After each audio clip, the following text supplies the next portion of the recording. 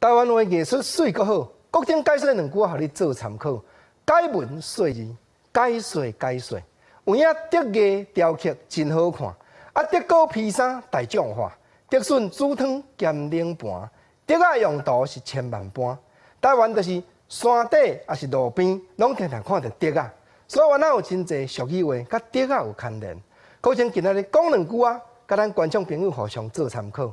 头一句，咱常在听人咧讲德仔猪毋敢硬人的鸡肉丝，这句话是家己顾欠的话。认真讲，也是咧表示讲，阮挺恁袂起。过去定来看到讲，人咧讲亲情的时，讲人恁是大好野人，大人家厝好野的查某囝，阮德仔猪毋敢硬恁的鸡肉丝啦。当然时代变迁，这句顾欠的话。嘛是咧表示讲，咱的环境无相同，你的条件虽然好，毋过我都袂哈，搁较好嘛无路用。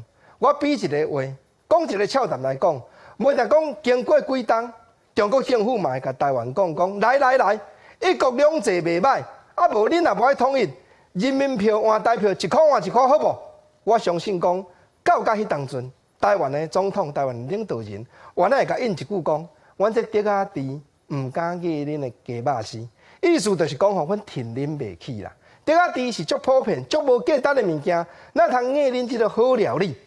讲到德仔，讲到硬，国情搁第二句，这个佫无相共哦。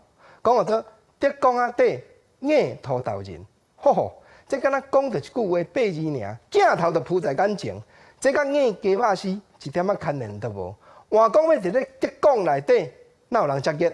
甲德公土豆仁拢落落，且用猪轮硬，德公底硬土豆仁，哎哟，要安怎硬？观众朋友，咱目睭开起来，小甲想一下，煞毋知影讲德公底这土豆仁，你若要硬，无在就讲一摆规把面啦，都爱一粒一粒硬，有影无？对啦，这句是袂客套话，是顶句接下句的结骨话，所以德公底硬土豆仁，就是要你答一句3字的。安怎样呢？土豆仁就一粒一粒硬，讲做一粒一啊，写做一粒一，两种解说。德公底硬土豆仁一粒一来解说讲，这是上界赞上界叫的。二来，搁再解说讲，这也是两个人的交情，好甲讲一粒一的。我讲一个俏谈，坐伫办公室，我正手边迄个同事，人伊工作上的表现一粒一的，我看伊的交情嘛是一粒一的。安尼大家就听有啦吼，连讲人若咧讲德公底硬土豆仁，咱就甲应讲这我知一粒一的。